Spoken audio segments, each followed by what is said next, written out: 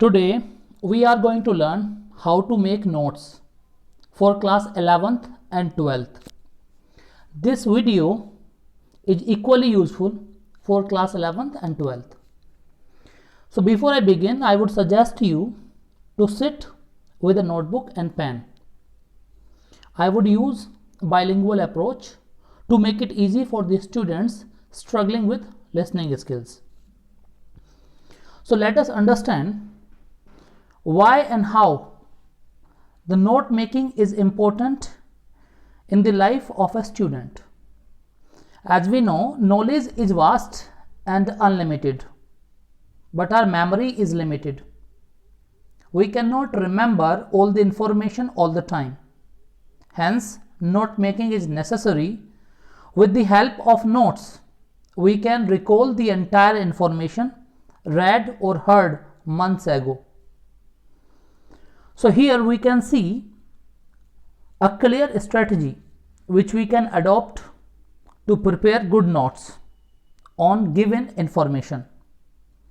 How it works in the examination? You will have a passage before you. आपके सामने एक passage दिया गया होगा और उस पैसेज में से आपसे कहा गया होगा कि पहले इस पैसेज को ध्यान से पढ़ो, read the passage carefully, and once you have read it make notes based on this passage. इस तरह से आपको क्वेश्चन आने वाला है.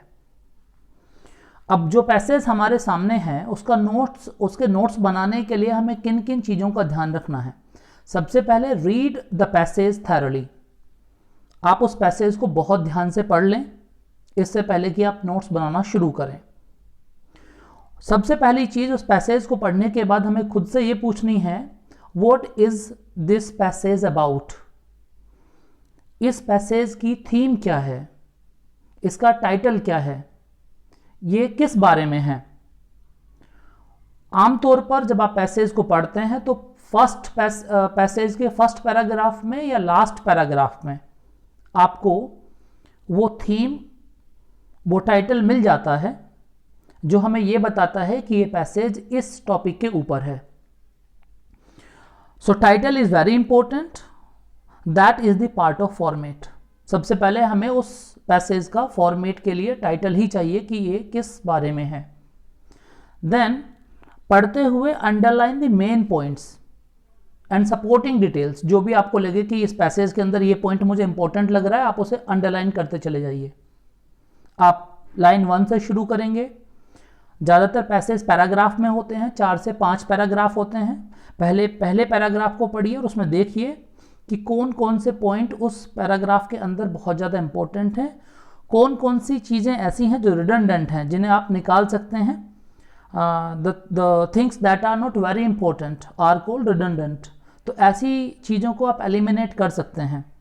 इंपॉर्टेंट पॉइंट को मैंने बताया, आप अंडरलाइन करते जाइए. I have written important points here that you can read later on also, because I'll be sending this whole PPT to you on WhatsApp. So underline the main points and supporting details.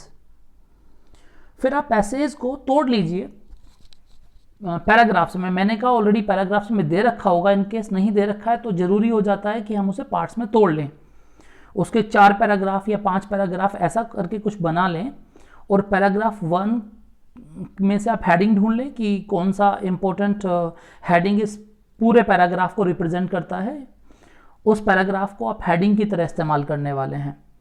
Main heading बनाइए उस paragraph में से. फिर उसके अंदर देखिए उस heading के अंडर में कौन कौन से पॉइंट आते हैं, उन्हें हम सब हेडिंग कहते हैं.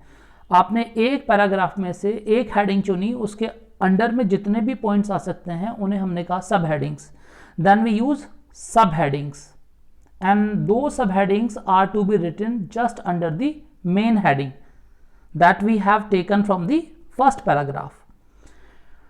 Then you can circle the longer words or those often repeated words and abbreviate them. यानी कि हमें एब्रीवेशन यूज़ करने होते हैं. एटलीस्ट पूरे पैसेज के अंदर से 4 से 5 एब्रीवेशन हमें यूज़ करने हैं. तो जो वर्ड्स आपको बड़े लगें, जैसे मान लीजिए गवर्नमेंट एक वर्ड है, उसे हम शॉर्ट में एब्रीवेट करके लिख सकते हैं गॉव्ट.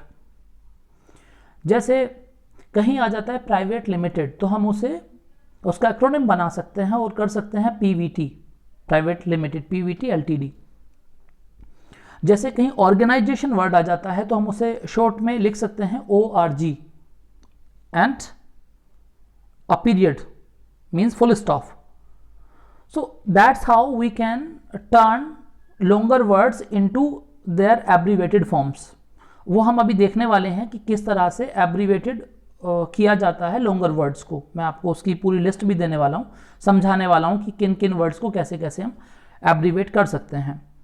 Then organize the information systematically। इस बात का बहुत ख्याल रखना है, जब आप पैसेज को पढ़ रहे हैं तो आप जो नोट्स बनाएंगे वो एक प्रॉपर ऑर्डर में बनाएंगे, ऊपर से पढ़ते हुए नीचे की तरफ आएंगे, यानी कि नोट्स ऊपर से बनाते हुए नीचे की तरफ आएंगे। रेलेवेंट इंफॉर्मेशन को रेलेवेंट हेडिंग के नीचे ही रखेंगे, आप इधर उधर नहीं कर सकते हैं। तो you have to organize the information very systematically. ये चीज़ें आपको, जो पॉइंट्स मैंने अभी आपके सामने रीड आउट किए हैं, 5 to 6 points, you have to carry these points in your head so that you may avoid all the mistakes that you often do while writing notes। अब सेकंड चीज़ें, जिन चीज़ों को हमें अवॉइड करना है उन्हें हम देख लेते हैं। सबसे पहले, avoid using long sentences in heading और टाइटल। इट मीन्स हम पूरा सेंटेंस नहीं लिख सकते हैं। किसी भी सेंटेंस को अगर आप पढ़ते हैं, आपको लगता है ये सेंटेंस इंपॉर्टेंट है, तो उस सेंटेंस को आप फ्रेज में चेंज कर लीजिए।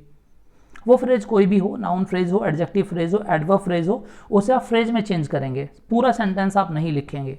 और अगर पूरा सेंटेंस कहीं बन भी रहा है तो it should not be of more than 2 or 3 words.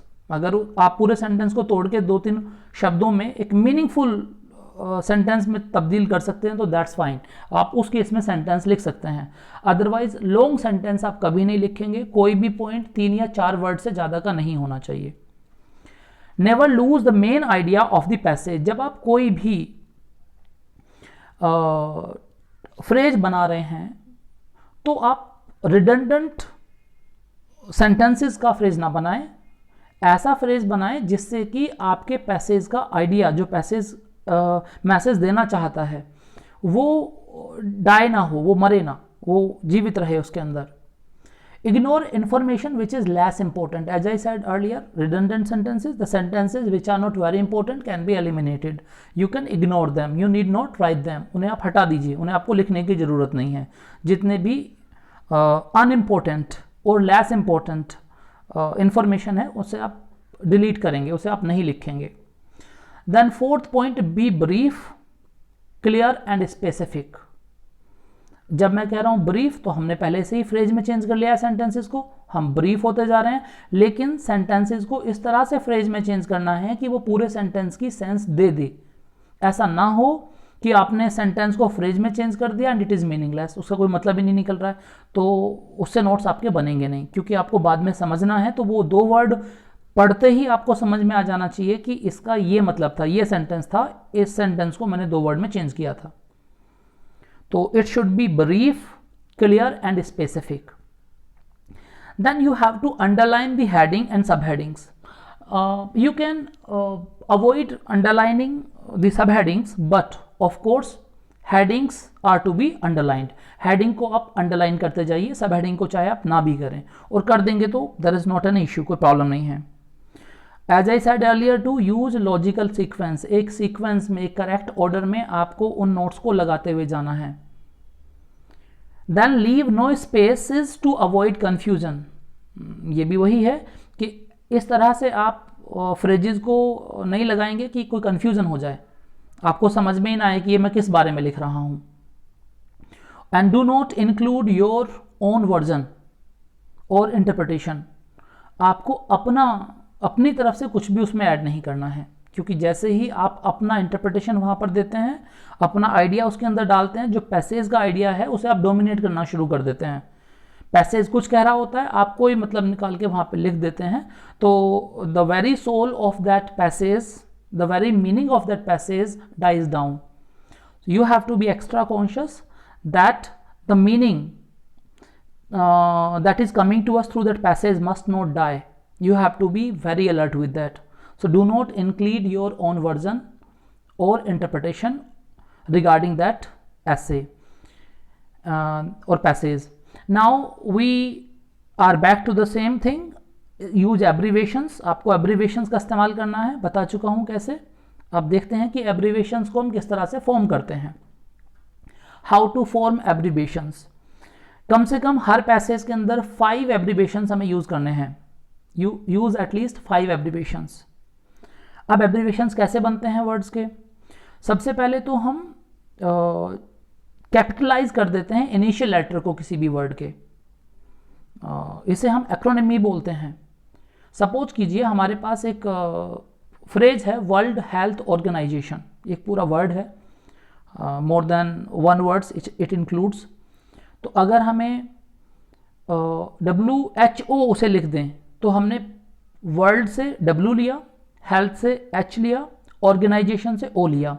इस तरह से हमने इसे एक शॉर्ट एब्रीवेटेड और इसके एब्रीवेशन में चेंज कर दिया. WHO world health organization. ऐसे ही LIC भी एक एक्रोनिम है. ठीक उसी तरीके से we can take the first few letters and last few letters of the word. हम किसी भी वर्ड के शुरू के कुछ लेटर ले सकते हैं और लास्ट के कुछ लेटर ले सकते हैं. उनसे भी हमारा एब्रीवेशन बन जाता है. जैसे एडवर्टीजमेंट को हम लिख सकते हैं ADVT. This is abbreviated form of advertisement. Then government को हम लिख सकते हैं GOVT, govt. This is the abbreviated form of government. So we can take the first few letters and the last few letters and then we can put them together and abbreviated form is ready.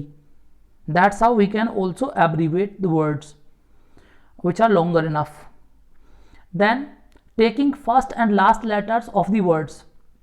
एक बिल्कुल first का letter ले लो, एक last का letter ले लो. जैसे reading तो R और लास्ट का लेटर ले लिए DING को DNG में चेंज कर दिया RDNG. मतलब उसका प्रोनाउंसिएशन रीडिंग ही रहने वाला है.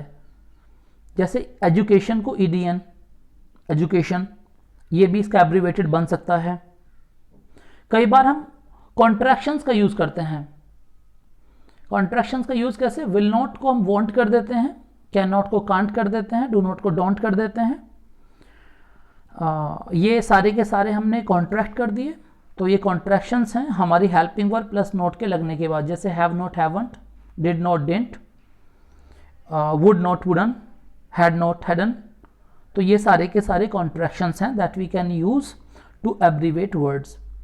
Then there are few, not few, many, there are many universally recognized symbols. जैसे easy को हम for an example के लिए इस्तेमाल करते हैं. VIZ को हम namely के लिए इस्तेमाल करते हैं. namely means you can say it. Namely means you can say it, you can call it. और easy को हम for example के लिए इस्तेमाल करते हैं. ETC है जिसे हम etc के लिए इस्तेमाल करते हैं. तो these are universally recognized symbol. जैसे and का एक सिंबल होता है, S करके उसके बीच से आप डंडा निकाल देते हैं, तो वो भी एक सिंबल है and that is also universally recognized. So abbreviations में हम उसका भी इस्तेमाल कर सकते हैं. और एक बात ध्यान रखिए, जब आप बाद में एब्रीवेशंस बनाएं तो उसे एक बॉक्स के अंदर रखना ना भूलें. मैं आपको दिखाने वाला हूं कि क्या फॉर्मेट रहता है. ये मैंने भी आपको बताया किन किन पॉइंट्स को आपको दिमाग में रखना है और किन किन चीज़ों को आपको अवॉइड करना है. Rewatch this video in case you miss out something.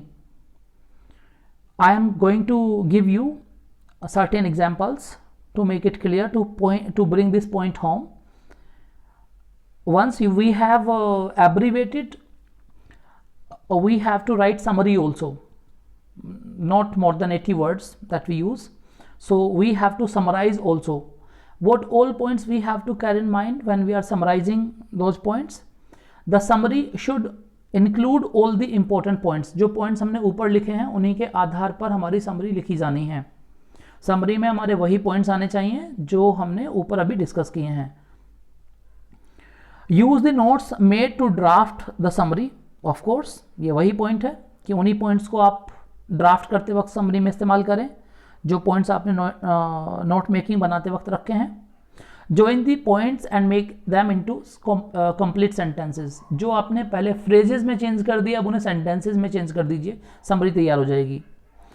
आपको अपने सेंटेंसेस शॉर्ट रखने हैं। हो सकता है कि आपके पैसेज के अंदर लॉन्ग सेंटेंसेस हों, लेकिन आपको अपने पैसेज के अंदर शॉर्ट सेंटेंसेस का इस्तेमाल करना है, और उन सेंटेंसेस को आप कंजंक्शन से जोड़ते चले जाइए। एक सेंटेंस को आप दूसरे से कनेक्ट करते चले जाइए, लॉजिकली आपकी समरी तैयार हो जाएगी। मार्किंग स्कीम देख लेते हैं कि आपको मार्क्स किस तरह से मिलने वाले हैं नोट मेकिंग के ऊपर। टाइटल पर आपको 1 नंबर मिलेगा। मैंने शुरू में बोला था टाइटल कैसे मिलेगा हमें, या तो फर्स्ट पैराग्राफ में मिल जाएगा या लास्ट पैराग्राफ में मिल जाएगा पैसेज के, या पूरे पैसेज से ये पूछ लीजिए व्हाट आर यू अबाउट, तुम किस बारे में हो। जो जवाब आए वही टाइटल, उसे सबसे ऊपर लिखेंगे। टाइटल जैसे ही आप लिखोगे 1 नंबर, आपको 1 मार्क मिलने वाला है। उसके नीचे आप लिखोगे नोट्स। नोट्स में किन चीज़ों का ध्यान रखना है, कम से कम 3 हेडिंग होनी चाहिए और उन्हीं की 3 सब हेडिंग होनी चाहिए।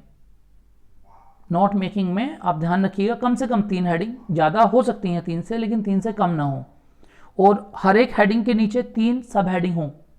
सब हेडिंग भी हो सकती हैं। I am not caring much of that. I would suggest you if you have subheadings you can put them down, otherwise heading and then subheading, 3 headings and each heading will carry 3 subheadings. So content will be of 2 marks. If you write it with clear expression you will get 1 mark. So that's how 2 marks for content, 1 mark for expression, 1 marks for abbreviation and 1 mark for title. That's how you get 5 marks in total. अब example देखते हैं आखिर हमें notes बनाने कैसे हैं। Class 12th वालों के लिए आप लोगों ने अभी एक चैप्टर पढ़ा है द एनिमी। आप जब उस पूरे चैप्टर को पढ़ते हैं तो पढ़ने के बाद आपको पता चलता है, this is the format, let me show you first format. सबसे पहले आप टाइटल लिखेंगे ऊपर, जैसे हमने वो कहानी पढ़ी एनिमी की, तो उसका नाम है टाइटल का द एनिमी। कोई और भी टाइटल हो सकता है, it's you need not to stick to 1 title. If you think that yes this word also represents this story very well, you can put the title also down there, no one is going to question you, but it should be relevant, it should be very much related to the story and it should justify story. So title will be on the top of the notes, then these are the notes.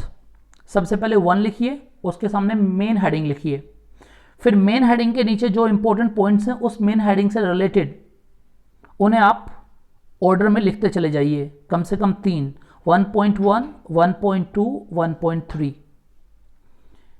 Then आप दूसरे paragraph पे आ जाइए, उसकी heading बनाइए main heading 2, उस heading को ऊपर लिखिए, फिर उसके नीचे 2.1, 2.2, 2.3, ये तीनों की तीनों सब हेडिंग्स ऊपर वाली हेडिंग से यानी कि मेन हेडिंग से रिलेटेड है। ऐसे ही 3 मेन हेडिंग लिखिए, 3.1, 3.2, 3.3, then 4, 4.1, 4.2, 4.3, and then you have to write down the summary of those points that you have put into your notes, and then abbreviations used. Let me show you some of the abbreviations we can use. Here are beginning को हम लिख सकते हैं BEG, decrease को हम लिख सकते हैं DEC, garter stitch को GST, INC को लिख सकते हैं increase, IN एंड S आपने अंदर रखा है inches, K knit, P pearl, pat pattern, RAM remaining, and so on. You can make these abbreviations on by on once you read the word carefully and write it in a manner. Once the reader reads it, he just gets the right pronunciation so that he could reach the word. Now I have made notes here of the chapter The Enemy. Class 12th ने इसे पढ़ा है, class 11th के बच्चों ने ये chapter नहीं पढ़ा है, और आपको जो भी पैसेज आता है वो अनसीन ही आता है, तो आप नेट से द एनिमी का टेक्स्ट उठाकर पढ़ सकते हैं, और उस टेक्स्ट को पढ़ने के बाद आप देख सकते हैं कि किस तरीके से ये नोट्स उस चैप्टर में से बन रहे हैं। I will be giving you some passages also so that you can make notes of those passages and could feel at ease with this topic. तो सबसे पहले जब हम उस पूरे चैप्टर को पढ़ते हैं तो हमें पता लगता है कि वो पूरी कहानी एक एनिमी के बारे में है, एक दुश्मन के बारे में है। तो हमने टाइटल ही द एनिमी रख दिया, द एनिमी। हालांकि उसका दूसरा टाइटल भी हो सकता है अ प्रीडिकामेंट। प्रीडिकामेंट मीन्स दुविधा, a state of confusion, a state of dilemma, ये भी टाइटल हो सकता है। इसके अलावा कुछ और भी टाइटल हो सकता है, जैसे कि प्रोफेशनल ड्यूटी वर्सेस ह्यूमैनिटी, ये भी एक टाइटल हो सकता है उस लेसन का। A doctor and an enemy, ये भी एक टाइटल हो सकता है, और भी कई टाइटल हो सकते हैं। जब तक आपका टाइटल रेलेवेंट है आपको उस पर मार्क्स मिलने वाले हैं। आप ये ना सोचिए कि एक फिक्स टाइटल आपने कहीं पढ़ा है तो वही लिखा जा सकता है। आप कोई भी टाइटल लिख सकते हैं, provided that it is very much pertaining to the text और दैट पैसेज।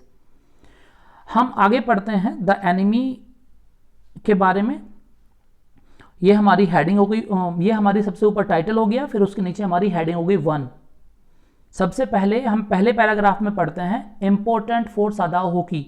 हम उसमें देखते हैं कि सादाओ होकी के लिए जो इसका मेन कैरेक्टर है क्या क्या चीज़ें इंपॉर्टेंट थी। तो 1.1 उसके लिए इंपॉर्टेंट था his father's statements and priorities. मैंने स्टेटमेंट्स को एब्रीवेट कर दिया है। तो सादाओ होकी के लिए बेहद इंपॉर्टेंट थी उसके पिताजी की स्टेटमेंट और उसके पिताजी की प्रायोरिटीज़। देन 1.2 पर आते हैं। सादाओ होकी के लिए इंपॉर्टेंट था उसकी वाइफ की बैकग्राउंड। जब तक वो हाना यानी कि उसके वाइफ की बैकग्राउंड के बारे में पता नहीं लगा लेता, उससे शादी करने के बारे में एक बार भी नहीं सोचता है। तो डॉक्टर सादाओ होकी के लिए उसके वाइफ की बैकग्राउंड बेहद इंपॉर्टेंट थी। Then third, American professor Harley was also important for Sadao Hoki, क्योंकि हाना और सादाओ होकी की मुलाकात प्रोफेसर हार्ले के घर पर ही हुई थी। इसलिए सादाओ होकी के लिए प्रोफेसर हार्ले भी बेहद इंपॉर्टेंट थे। These 3 points we have taken under the main heading important for सादाओ होकी। और हमने मेन हेडिंग को अंडरलाइन भी कर दिया है। We have underlined it.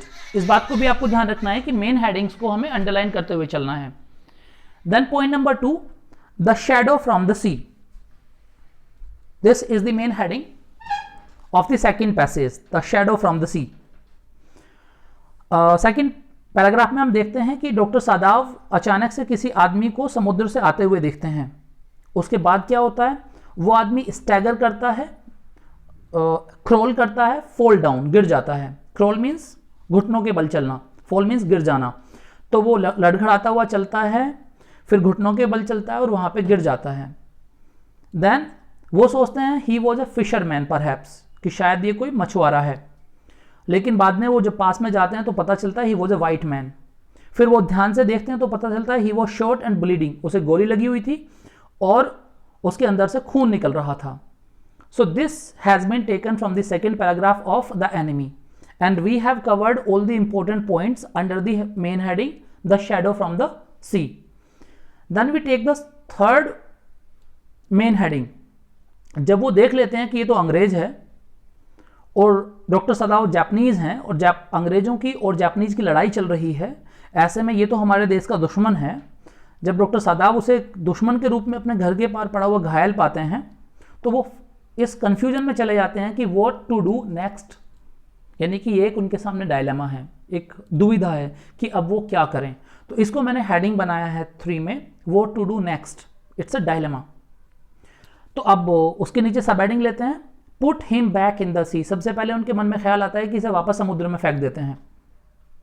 Then वो सोचते हैं कि he is an escaped POW, ये एक भागा हुआ प्रिजनर ऑफ वॉर है।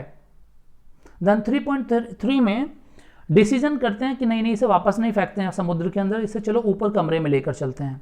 ही decides to carry him in his room, तो वो उसे ऊपर अपने कमरे में ले जाते हैं। देन पॉइंट नंबर 4 जो कि मेन हेडिंग बनाई है, टेकिंग केयर ऑफ POW। वो अपने घर में उस कैदी को ले जाकर उसका ख्याल रखना शुरू कर देते हैं। They start taking care of POW। और फिर अपने नौकरों से कहते हैं, सबसे पहले यूमी से कहा जाता है कि उस आदमी को जब वो ऊपर लेकर आते हैं कि इसे चोट लगी हुई है, इसे साफ कर दो, धो दो, नहला दो, तो यूमी सबसे पहले इनकार कर देती है। तो refusal of Yumi to wash. Then क्या होता है, Hana washes the man herself. Hana खुद उस आदमी को यानी कि पीओडब्ल्यू को साफ करती है। Sadao operates upon him, Sadao उसका ऑपरेशन करता है। इतना करने के बाद there is a risk and fear of Hana, Hana को पता है कि उन्होंने बहुत बड़ा रिस्क लिया है, उन पर देशद्रोह का मुकदमा चल सकता है और हाना बेहद डरी हुई है। So these 4 points I have taken under the heading, main heading, taking care of POW. Then 5th paragraph में से मैंने लिया है recovery period of POW. Operation हो गया है, पीओडब्ल्यू उनके घर पर है, हालांकि डॉक्टर सादाव डरे हुए हैं, हाना भी घबराई हुई है, लेकिन अब ऑपरेशन हो गया तो हो गया। अब उसकी रिकवरी होती है। जब वो होश में आता है, डॉक्टर सादाव को देखता है तो he is full of fear, he is full of fear, वो घबराया हुआ है। And their problems, whose problems, यहां से शुरुआत होती है डॉक्टर सादाव के घर पर प्रॉब्लम्स की, क्योंकि उन्होंने अपने घर में हार्बर किया हुआ है एक पीओडब्ल्यू को। प्रॉब्लम क्या आती है? The servants rebel. सबसे पहले तो डॉक्टर सादाव के घर में जो नौकर हैं वही रिबेल कर देते हैं, विद्रोह कर देते हैं कि अगर तुम इसे अपने घर में रखोगे तो हम यहाँ पर नहीं रहने वाले हैं। वो आदमी धीरे धीरे हील होता जा रहा है, he is recovery, he is getting his rapid recovery, वो ठीक होता जा रहा है। एंड सादाव इज कंफ्यूज नाउ कि ये सही हो रहा है, अब इसका क्या करूँ मैं, इसे पुलिस को दूँ, इसके साथ करूँ क्या मैं। फिर 7th डे आता है, उसके ऑपरेशन के बाद जब वो थोड़ा ठीक होने लगा है, 7वां दिन आता है। आई have taken this main heading under the 6th point, the 7th day. 7th day क्या होता है? द सर्वेंट्स लेफ्ट टुगेदर, 7वें दिन सारे नौकर छोड़ के चले जाते हैं घर को। अ मैसेंजर अराइव्स, और तभी 7वें दिन एक जो वहाँ का जनरल है उसका मैसेंजर आता है और सादाव समन, सादाव को बुलाया जाता है जनरल के यहाँ से। सादाव घबरा भी जाता है, शायद इसीलिए बुलाया गया है कि उन्हें पता चल गया है, नौकरों ने जाकर रिपोर्ट कर दी है कि हमारे घर पर एक पीओडब्ल्यू है। सादाव जाता है। 7वें पॉइंट में हमने सादाव को भेजा है जनरल के यहाँ पर, एट दी जनरल्स पैलेस। 7.1 में सादाव वहाँ पे जाके कन्फेस करता है कि मेरे घर पे पीओडब्ल्यू है, हालांकि जनरल को पता नहीं चला था, खुद ही जाके सादाव ने बता दिया जनरल को कि उसने एक अंग्रेज को अपने घर पे पनाह दे रखी है। अब जनरल थोड़ा कंफ्यूज हो जाता है कि वो क्या करे। अगर वो सादाव को गिरफ्तार करवाता है तो जनरल को उसकी ज़रूरत है, जनरल बीमार है, जनरल को ऑपरेशन की ज़रूरत पड़ सकती है और डॉक्टर सादाव एक बेहद कमाल का डॉक्टर है, डॉक्टर सादाव ही उसे मरने से बचा सकता है। इसीलिए जनरल अपनी जान बचाने के लिए उसे गिरफ्तार नहीं करवाता, बल्कि उसे सजेशन देता है, कुछ सुझाव देता है। और वो सुझाव क्या है? 8th हेडिंग के नीचे लिया है, वेटिंग फॉर असैसिन्स। डॉक्टर सादाव को जनरल सुझाव देता है कि मैं तुम्हारे यहाँ पर कुछ हत्यारे भेज दूंगा, मेरे प्राइवेट असैसिन्स हैं, मेरे प्राइवेट मर्डरर्स हैं, किलर्स हैं, मैं उन्हें भेज दूंगा, वो जाके उसे चुपचाप मार देंगे, उसकी डेड बॉडी को तुम्हारे घर से हटा देंगे। तो डॉक्टर सादाव कहता है ठीक है, आप भेज दीजिएगा, हटवा दीजिएगा। डॉक्टर सादाव अपने घर पे जाते हैं और जाके चुपचाप वेट करते हैं, वेटिंग फॉर असैसिन्स। और हिज नाइट्स पास रेस्टलेसली, डॉक्टर सादाव की जो रातें हैं वो बड़ी बेचैनी में गुजरती हैं। रेस्टलेस नाइट्स फॉर सादाव, क्योंकि उन्हें लगता है कि रात को आके वो मारेंगे घर में, लेकिन वो नहीं आते। 3 रातें गुजर जाती हैं लेकिन वो असैसिन्स नहीं आते हैं डॉक्टर सादाव के घर पे। तो डॉक्टर सादाव डिसीजन लेते हैं उस पीओडब्ल्यू के लिए, प्रिजनर ऑफ वॉर के लिए एक डिसीजन लेते हैं। क्या डिसीजन लेते हैं? कि मैं इसे भगा देता हूँ। प्रिजनर को डॉक्टर सादाव भगा देते हैं। द प्रिजनर एस्केप्ड, भाग जाता है, और भगाने में डॉक्टर सादाव उसकी मदद करते हैं। कि अरेंजमेंट्स बाय सादाव, सादाव ने वो कौन कौन से अरेंजमेंट किए जिससे कि पीओडब्ल्यू भाग सके। प्रिजनर भाग गया है। पॉइंट 9 में प्रिजनर भाग गया है और उसके भागने के सारे अरेंजमेंट डॉक्टर सादाव ने किए थे। 9.2 में द प्रिजनर गोन जा चुका है।